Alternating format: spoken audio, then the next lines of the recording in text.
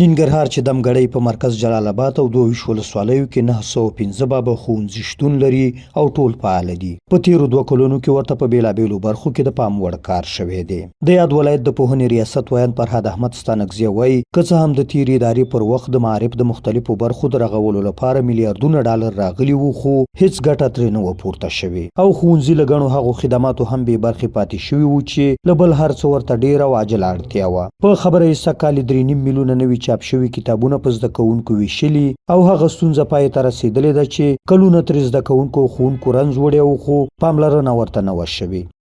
د امارت پر راتګ سره چې کومې ستونزې موږ درک کړې وې، د هغې کې اساسي ستونزه د کتابونو نشتوالی یا د کتابونو کمبود ستونزه وه.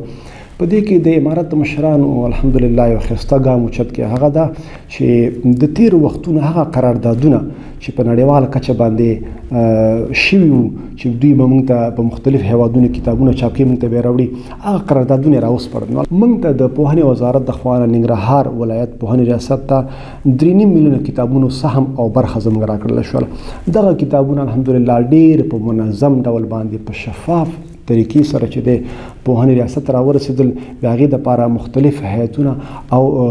کمیټې وټاکلې شولې تر څو هر زده کوونکي ته د خپل سهم د خپله برخه ورسېږي. ښاغلی ستانکزی وایي د نورو ګڼو خدماتو ترڅنګ په یو شمېر ولسوالیو کې 13 بابه داسې ښوونځي رغولي چې په ټولو اړینو وسایلو سمبال دي. په وینا یې د مکاتبو یادې ودانۍ په داسې سیمو کې جوړې شوي دي چې زده کوونکو به یې د شنه اسمان لاندې زده کړو ته دوام ورکولو، چې اکثریت وخت به یې د باد او باران له امله زده کړې نیمګړې پاتې وي او نه به یې شو کولی خپلو زده کړو ته دوام ورکړي. ښاغلی ستانکزی زیاتوي د ننګرهار په لورو پرتو ولسوالیو کې چې ډېرې یې غرایزې دي کلیوال ټولګي جوړ کړي چې شمېر یې تر سلګونو رسیږي او د ماشومانو ترڅنګ پکې هغه لویان هم زده کړې کوي چې پخوا له زده کړو بې برخې پاتې شوي او اوس یې عمرونه زیات دي چې له امله یې رسمي ښوونځیو کې نشي کېناستلی. 13 پورې نوې منظمې ودانۍ جوړې شوي دي. د هغه ودانۍ چې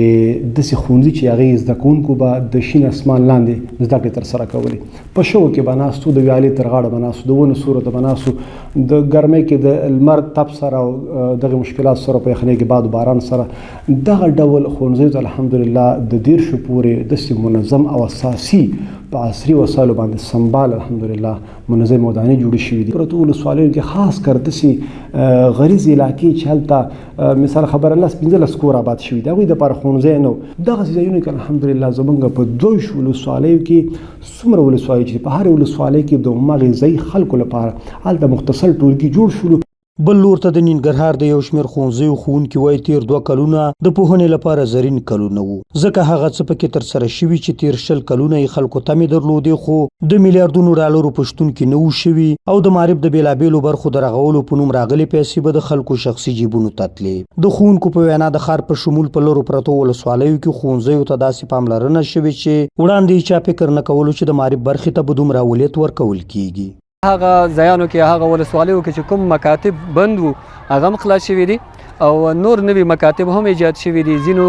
پرمختګ کړی دی، لکه د ابتدایي نه د متوسطې ته او د متوسطې نه لیسې ته تبدیل شوي دي. ځینو مکاتبو کې هغه عموما هغوی سرپناه نه درلوده، په آزاده فضا کې به ناست وو، یا یې ځای نه درلوده، نو په دغه بنیاد هم ورته د خلکو لخوا ځایونه ورکړ شو او د کلیوالو لخوا او هم ورته معارف هغه سینه ډبولې او هغوی ته سرپناه هم جوړه شوه. نو انشاءالله تعالی چې دغه بهیر لا ګړندی دی، روان دی او پرمخ تللی دی. د کتابونو ستونزه وه، وخا کتابونه موږ چې دا څومره کال کې زه راغلی یم هلته داسې نوې جوپه د کتابونو موږ لیدلې نه وه چاپ شوي راغلي. سږ کال یو نوې جوپه راغله، نوې کتابونه یې راوړل، څومره خال شوې ده.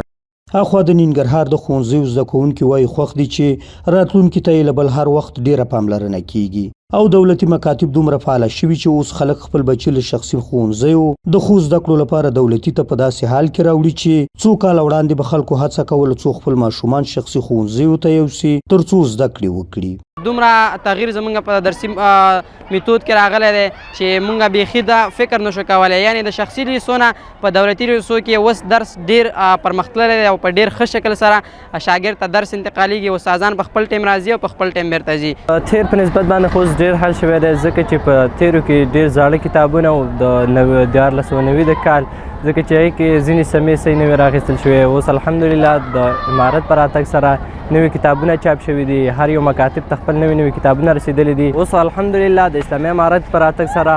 مسلکي استادان هر یو خپل پیل، هر یو خپل د مضمون ته انتخاب شوي دی او الحمدلله ډېر ښایسته درس ورکوي د لیکچر په بڼه باندې عملي توګه باندې